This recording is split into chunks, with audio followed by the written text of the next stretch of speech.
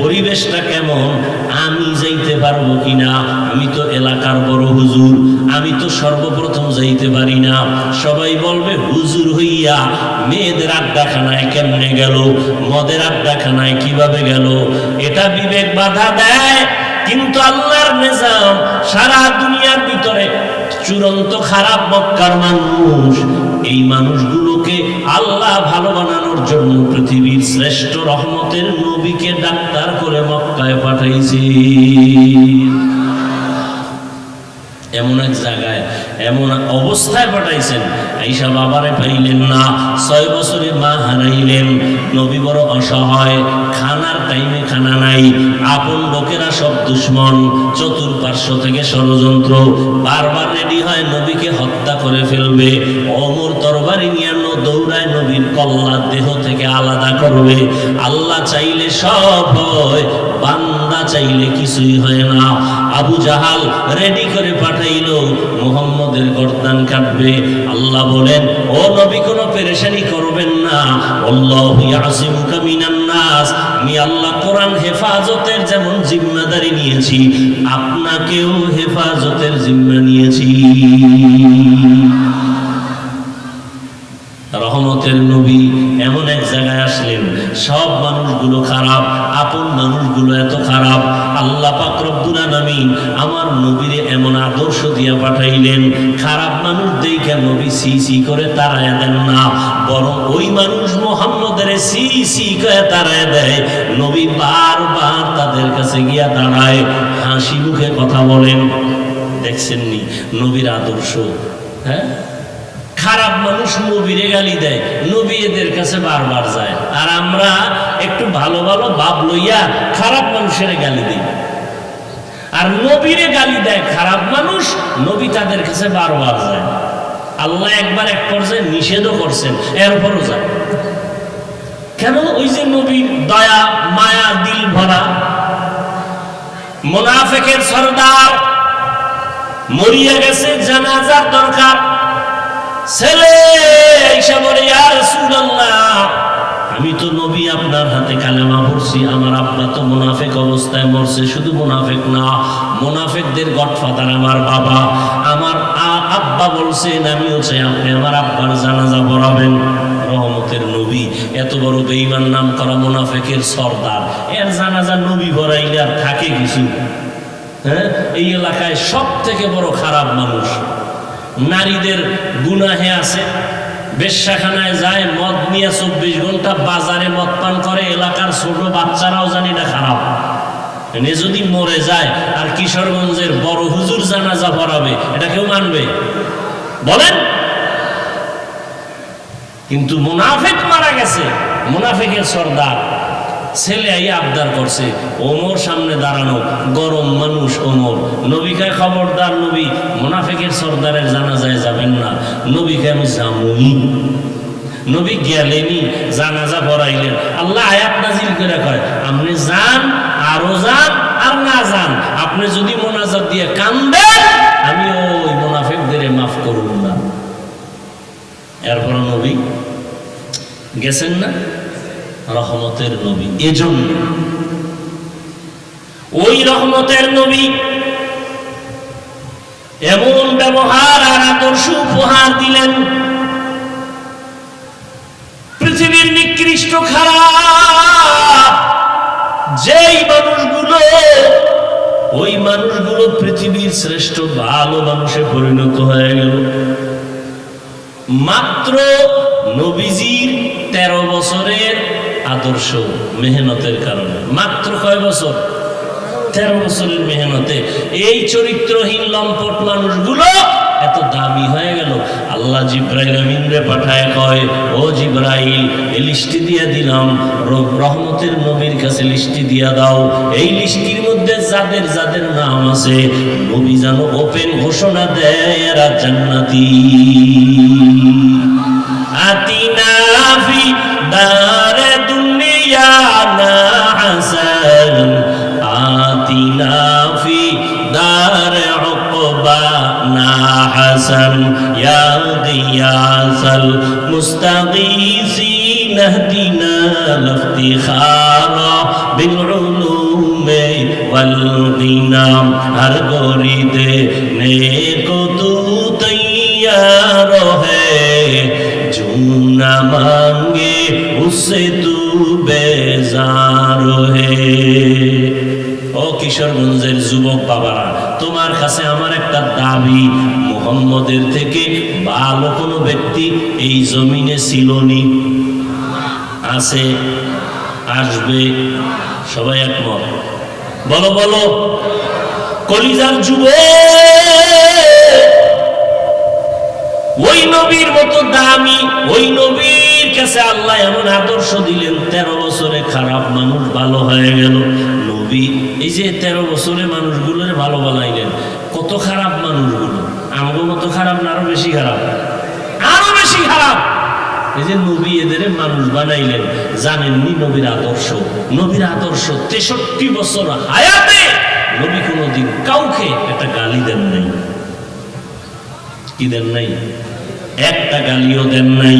আরো আশ্চর্য কথা শুনবেন, নবীজিকে হাজার হাজার গালি সামনে দাঁড়ায় দিছে বেঈমানেরা, নবী একটা গালির জবাবও জীবনে দেন নাই। আপনি কি এটা সাধারণ মনে করছেন? হ্যাঁ, আপনার 1000 গালি দিলে আপনি চুপ করে থাকবেন? দেয় না, এরপরে সন্দেহ করিয়া 12-14 গোষ্ঠী উদ্ধার করেন সন্দেহ করিয়া। দিলে তো জাগাত সাইজ করে ফেলাইতেন। আর আমার নবীকে হাজার হাজার গালি দেওয়া হচ্ছে সামনে দাঁড়াইয়া, নবী একটা গালি দিবেন দূরের কথা, একটা গালির জবাবও দেন নাই। আরো আশ্চর্য কথা শুনে যান, আমার নবী কোনদিন চোখ মোবারক গরম করে কারো দিকে তাকান নাই। চোখ গরম করে কোনদিন নবী কারো দিকে তাকান নাই। কেমন নবী 13 বছরের মধ্যে। এবার আমি জিজ্ঞাসা করি, ও যুবক বাবারা, ওই নবীর কাছে আল্লাহ যে আদর্শ দিয়েছেন, এর থেকে দামি সুন্দর আদর্শ আর কারো কাছে আসেনি? থাকলে দাঁড়ায় বলো, আমি তারটা নিব, মুহাম্মদেরটা বাদ দিব। আছে? যদি বলো নাই, তাহলে আমাকে জবাব দাও যুবক, ওই নবীর আদর্শ পৃথিবীর মধ্যে শ্রেষ্ঠ সুন্দর? জবাব দাও। তাই তো? এবার আমাকে বলো, ওই নবীর আদর্শের ভিতরে আঙ্গুলের নখগুলো কেমনে কাটবার এই নিয়ম আসেনি? সত্য কথা বলো, মানো আর না মানো? আছে? ওই নবীর শ্রেষ্ঠ আদর্শের মধ্যে চুলগুলো কেমনে রাখবা, কেমনে কাটবা, সেই আদর্শ আসেনি? তুমি মদিনার উম্মত হইয়া বেঈমানের পা চাটা গোলাম হইয়া কেন নখগুলো কাটলা, চুলগুলো রাখলা? জবাব দাও। আমার কাছে না দিলেও পার পাইবা না, আল্লাহর আদালতে জবাব দিতে হবে। তখন কি করবা? ওই নবীর আদর্শের মধ্যে চুল কাটার নিয়ম আছে, নখ কেমনে রাখবা নিয়ম আছে, কেমনে পানি পান করবা নবী শিখায় গেছেন, কেমনে পোশাকটা খুলবা গায়ে পরবা নবী শিখায় গেছেন, জুতা দুইটা কেমনে ঢুকাইবা করবা সেখানেও নবী শিখায় গেছেন, ঘরের মধ্যে কেমনে ঢুকবা নবী সে আদর্শ শিখায় গেছেন। ও যুবক বাবারা, তাবলীগওয়ালারা এত বয়ান করে, পীর সাহেবরা বয়ান করে, আমরাও পায়ে ধরে ধরে এত কষ্ট করে বয়ান করি। এই যে কথা বলার মতো কষ্টের কাজ জমিনের একটাও নাই। এরপর কত গরম, কত কষ্ট, দিন নাই রাত নাই, খানা নাই ঘুম নাই।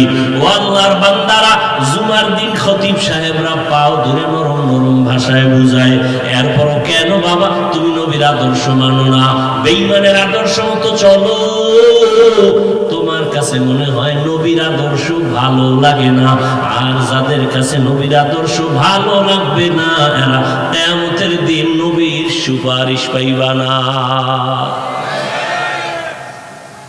ব্যাটারি নাই? তোমার আমার নবী, তোমার আমার কোরআন, তোমার আমার হাদিস, তোমার আমার কালেমা, তোমার আমার কাবা, সব এক। দুনিয়াতে তুমি আমি যদি আসছি সিস্টেম সবার এক। মনে হয় কিশোরগঞ্জের মানুষগুলো লঙ্গি পরে আসছে দুনিয়াতে আসার সময়, যাওয়ার বেলার সিস্টেমটাও হবে এক, আমাকেও 3 কাফন, তোমাকেও 3 কাফন, নাকি? আমি বক্তার সম্মানে একটা কাফন কেউ বাড়ায় দিবে না, সবার বেলায় কাফন 3টা, মহিলাদের বেলায় 5টা। প্রধানমন্ত্রীও যদি মরে যায় তার সম্মানে একটা কাফন কেউ বাড়াবে না, নাকি বাড়াবে? রিক্সা ড্রাইভার গরিব যদি মরে যায় তার কাফনও 3টা, গরিব হওয়ার কারণে কাফন কমানো হবে না। বিদায় বেলা কাফনের সংখ্যাও 1, কালার হবে আলাদা। কি? হুজুরদের কাফনের কালার একরকম, যারা হুজুরদের গালাগালি করে তাদের কাফনের কালার হবে আর একরকম। কে ধনী, কে গরিব, কে আলেম, কে মূর্খ, কে ধনী, কে গরিব, কোনো ভেদাভেদ নাই। সবার বেলায় কাফন হবে 3টা, কালার হবে 1 না 2? কি কালার? সাদা কাফনের উপরে লেখা থাকবে বড় হুজুরের লাশ, এমপি সাহেবের লাশ। কাফনের মধ্যে ঢুকার পর কে এমপি, কে মন্ত্রী, কে আলেম, কে মূর্খ, কে ইমাম, কে মুক্তাদি, কে ডাক্তার, কে রোগী, সব শেষ হয়ে যাবে কাফনে ঢুকা মাত্র, সব মাস্তানি শেষ। আমি বক্তা যে ভাব দেখাইছি, সাদা কাফনে ঢুকছি, আমার ভাব এমপি সাহেবের ভাব, টাকাওয়ালার ভাব। जिंदगी में बंदगी तू करना है, जिंदगी में बंदगी तू करना है, जिंदगी में बंदगी शर्मिंदा है, जिंदगी में बंदगी शर्मिंदा है। दुनिया में हो दुनिया का तलबगार ना हो, बाजार से गुजर हो खरीदार ना हो।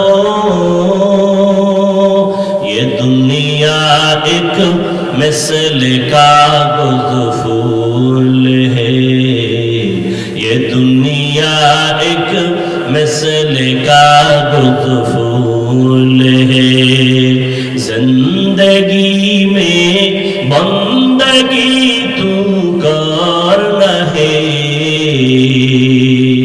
जिंदगी में बंदगी तू करना है, जिंदगी में बंदगी शर्मिंदा है, जिंदगी में बंदगी शर्मिंदा है, जिंदगी में बंदगी कुम बंदगी, जिंदगी में बंदगी शर्मिंदगी। ও আল্লাহর বান্দারা, আল্লাহ পাক রব্বুল আলামিন আমাদের একই ধর্মের মানুষ বানাইলেন। ও যুবক বাবারা, তোমার ধর্ম আমার ধর্ম, কালেমা এক, নামাজ এক, তোমার আমার আল্লাহ এক, নবী এক, কোরআন এক, কালেমা ধর্ম এক, কাবা এক, সবাই তো একমত। কবরে যেদিন রাখবে কবরের সাইজ নাকি এদিকের কবর 10 হাত, সব সাইজ কি? কবরে রাখার পরে একই সিস্টেমে সবাইকে রাখা হবে, মিনহা খালাকনাকুম বলে। বিদায় হওয়ার পর সবার কবরে 2 ফেরেশতা হাজির, প্রশ্ন করবে সবার বেলায় 3টা একই প্রশ্ন। আমাকে যেই প্রশ্ন আপনাকেও সেই প্রশ্ন, মুমিনের যেই প্রশ্ন বেঈমানেরও সেই প্রশ্ন, সরকারের প্রশ্ন, প্রজা যারা তাদের এই প্রশ্ন, ও আল্লাহর বান্দা ইমামরে যেই প্রশ্ন, মুক্তাদিরে সেই প্রশ্ন, 3টা প্রশ্ন। রবের পরিচয় দাও, ধর্মের পরিচয় দাও, রহমাতুল লিল আলামিনের পরিচয় দাও। তোমার আমার ধর্ম এক, আল্লাহ এক, কাবা এক, নবী এক, কালেমা এক। কিন্তু দুঃখ, আমি টুপি মাথায় দিলাম, আমি টুপি মাথায় না দিলে লজ্জা পাই। আর তুমি কেমন আল্লাহর গোলাম যে টুপি মাথায় দিতে লজ্জা পাও? তুমি ভিআইপি মুসলমান। আমি দাড়ি কাটলে লজ্জা পাই, তুমি রাখতে লজ্জা পাও। আমি মসজিদে না ঢুকলে লজ্জা লাগে, তোমার মসজিদে ঢুকতে লজ্জা লাগে। আমি পর্দা না করলে লজ্জা পাই, তুমি পর্দা করতে লজ্জা পাও।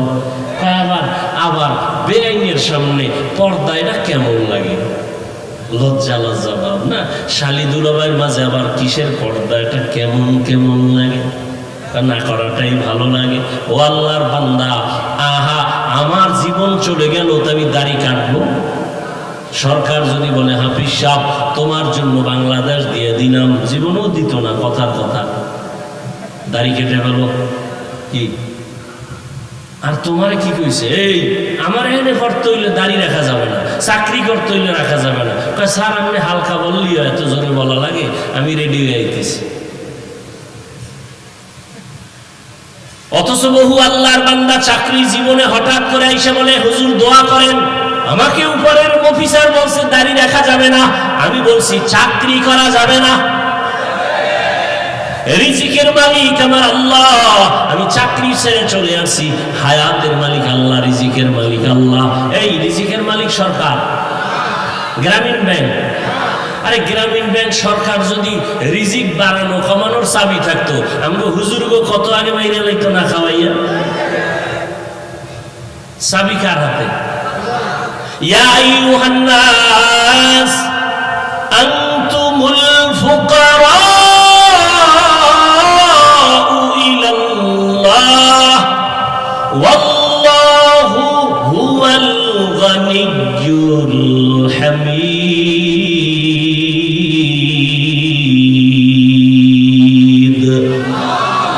গরতাওয়াকুল মিকুনি হর সুবহ শাম মিরসানা দরসতে তু আজলা মকাম জুজবা হক চীজে মখাজ ইনসুজা ফজলে উআ মস্তে দর জুমলা জাহা। ও আমার কলিজার যুবক, আজকে তোমাকে বয়ান কইরা বুঝানো লাগে কেন? এরপরেও তো ফলাফল জিরো। 12টা মাস কুত্তার মতো দৌড়াই, কুত্তাও এত দৌড়ায় না যে আমরা দৌড়াই। দিন নাই রাত নাই, ছেলে মেয়ে স্ত্রী বাড়ি ঘর সাইরা 12টা মাস উন্নতের পেছনে দৌড়াই। পাও দূরে দূরে দূরে দূরে বয়ান করি, নামাজ পড়ো, পর্দা করো, মা বাবার খেদমত করো, এরপরও মুসলমান সোজা হয় না। ওরে 12 মাস লাগতো না যদি 6টা মাস আমাকে হিন্দুদের মন্দিরে পাঠাইয়া দিতা, ডেলি 1 ঘন্টা বয়ান করতাম। খ্রিস্টানদের গির্জায় গিয়ে যদি দৈনিক 1 ঘন্টা বয়ান করতাম, ওই পঞ্চগড়ে যদি আমার 1 ঘন্টা যদি বয়ান করতাম কাদিয়ানীদেরকে, ইনশাআল্লাহ 6 মাসের বয়ানে ওরা মদিনার পাগল হয়ে যেত। কিন্তু মুসলমানের এত বয়ান, তাবলীগওয়ালাদের বয়ান, পীর সাহেবদের বয়ান, জুমার খতিবের বয়ান, আমগো আলেমদের বয়ান, এরপরও আমল নামা শুনলো। ও আল্লাহর বান্দারা, তাহলে বলো ইসলাম মিথ্যা, কোরআন মিথ্যা, বলো একটা প্রমাণ দাও। আমি এখন দাড়ি কেটে ফেলি, একটা প্রমাণ দাও। আল্লাহ নাই, কোরআন নাই, শুধু কোরআন থেকে একটা ভুল পারলে বের করে দাও যে এই আয়াতটা সঠিক না, প্রমাণ করে দাও। আমি এখন কোরআন জ্বালায় দেব, দাড়ি কেটে ফেলবো, নামাজ বন্ধ, ল্যাংটা হইয়া উলঙ্গ নাচ গান শুরু করবো, আল্লাহর বিরুদ্ধে নেমে যাব। ওরে তুমি পাতি নেতা কেন? কিয়ামত পর্যন্ত ওই 1500 বছর পিছনে চলে গেছে বহু বাহাদুরেরা, বহু ভুল বের করার চেষ্টা করেছিল, অপচেষ্টা।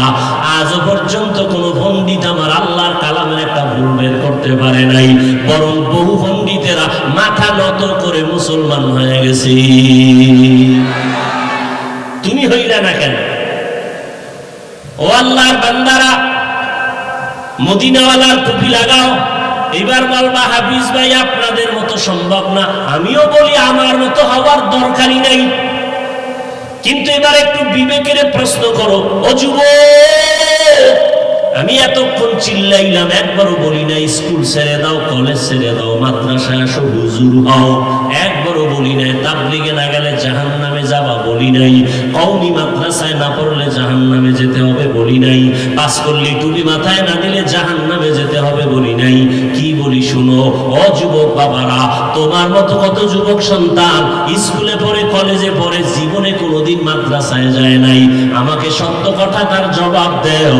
তোমার মতো যুবক স্কুল কলেজে পড়ে, চাকরি করে, ব্যবসা করে, RAB, army, police, BDR, doctor, professor, engineer, RAB, army, police, OC, DC SP, MP, মন্ত্রী, চেয়ারম্যান, মেম্বার, ব্যবসায়ী, চাকরিজীবী। সত্য কথার জবাব দাও, এদের মধ্যে 5 বেলার নামাজি আছে না নাই? এবার তোমার কপালে জুতা দিয়ে তুমি নিজে মারো, তুমি পারো না কেন? তোমার মতো যুবক রাস্তায় গাড়ি চালায়, ড্রাইভারি করে, নামাজ পড়ে, 5 বেলার নাই। তুমি মাস্তানি করো, তুমি পারো না কেন? তোমার মতো যুবক ময়দানে কৃষি কাজ করে, গামছা বিছাইয়া নামাজ পড়ে, তুমি কেন পারো না? তোমার মতো যুবক নদীর মধ্যে মাছ ধরে, তার উপর নৌকায় বসে নামাজ পড়ে নেয়, নামাজ ছাড়ে না, তুমি কেন পারো না? আসলে তোমার কপাল পুরুষে মা বাবার দোয়া লাগছে না হয়। এত বয়ানের পরেও কেন তোমার নামাজ নাই, পর্দা নাই? এত আল্লাহর বান্দারা কান্না করে, আফসোস করে, তোমার মতো যুবক স্কুলে পড়িয়াও যদি নামাজ পড়ে, তুমি কেন পারো না? তুমি নিজের বাহাদুর মনে করিও না, তোমার কপাল পুরুষে এখনো সময় আছে, তওবা করো। আল্লাহর কাছে তওবার দরজা খোলা, জীবন ভর গুনাহ করছো, তওবা করো। মনে মনে আল্লাহকে ডেকে বলো, হে মালিক, তোমার দরবার ছাড়া কোনো দরবার নাই। তুমি হায়াতের মালিক, তুমি রিজিকের মালিক, তুমি ইজ্জতের মালিক, তুমি মওত দেওয়ার মালিক। ও আল্লাহ, এতদিন শয়তানের ধোঁকায় পড়ে নামাজ ছাড়লাম, দাড়ি কাটলাম, বেপরদায় চললাম। আয় আল্লাহ, আমার মতো যুবক স্কুল কলেজে পড়িয়াও যদি নামাজ পড়ে, চাকরি করে, নামাজ পড়ে, আমি কেন পারবো না? ও পর্দার আড়ালের আম্মা জানেরা, আপনাদের মতো কত মা এখন আছে 5 বেলার নামাজ পড়ে, স্বামীর মাল হেফাজত করে, পর্দা করে, আপনারা কেন পারবেন না? ও বৃদ্ধ বাবাজিরা, আপনার মতো কত বুড়া মানুষ হাতে লাঠি নিয়ে মসজিদে গিয়া নামাজ পড়ে, ছাড়েন, আপনি কেন পারবেন না? তওবা করে দেন, মরিয়া গেলে আর নামাজ ছাড়বেন না, বেপরদায় চলবেন না, দাড়ি কাটবেন না। ও যুবকেরা, মা বাবার বেয়াদবি করে কষ্ট দিবা না, মা বাবার দোয়া নিয়ে চলবা, উলামায়ে কেরামের পরামর্শ নিয়ে চলবা, নবীর সুন্নাত অনুযায়ী চলবা। আর জীবনে নামাজ ছাড়বা না, ব্যবসা করো আর যা করো, আল্লাহকে ভুলবা না। উলামায়ে কেরামের পরামর্শ নিয়ে নবীর সুন্নাত অনুযায়ী চলবা, মা বাবার দোয়া নিয়া, মুরব্বীদের দোয়া নিয়ে চলবা। আর নবীর বিরুদ্ধে যাবা না, মা বাবারে কষ্ট দিবা না, উলামায়ে কেরামের বিরোধিতা করে গুনাহগার হবা না। তবে সবার কপালে তওবা নসিব হবে না। আবু জাহালের মতো ব্যক্তি নবীজির বয়ান শুনিয়াও কালেমা পড়ে না, আর ওমরের মতো বান্দা নবীরে জবাই করতে আসিয়া কালেমাওয়ালা হয়ে গেল। এটাই আল্লাহর কুদরত, হেদায়েতের মালিক আমার আল্লাহ। আবু জাহালের মতো কিছু মানুষ আছে, হাজারো বয়ান শুনিয়া বিরোধিতা করবে, তওবা করবে না।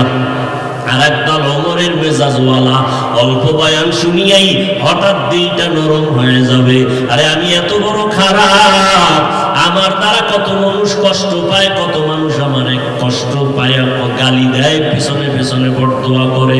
না, আজকে থেকে আর গালি দিব না, কাউকে কষ্টকর কথা বলবো না, মা বাবার দোয়ালির তরিকা মেনে 5 বেলার নামাজ পড়বো, দাড়ি রাখবো। তওবা করার মতো যদি অন্তর কারো তৈরি হয়, মুনাফিকি যদি অন্তরে না থাকে, যাদের তওবার নিয়ত আছে, আমি শুধু তাদেরকেই বলবো, দুটো হাত আমার আল্লাহকে দেখায়া দাও। আয় আল্লাহ, হাতগুলো কবুল করে নেন, তওবা কবুল করে নেন, তওবার উপরে মজবুত হইয়া চলার মতো তৌফিক দান করেন, আমিন। কিসের তওবা? নামাজ পড়বো না, না ছাড়বো না? কি যুবকেরা, নামাজ পড়া লাগবে? কয় ওয়াক্ত? সপ্তাহে 1 দিন? তাহলে প্রতিদিন? মাঝে মাঝে ছেড়ে দেওয়ার অনুমতি আছে তো? নাই। পড়ো না কেন, ছাড়ো কেন?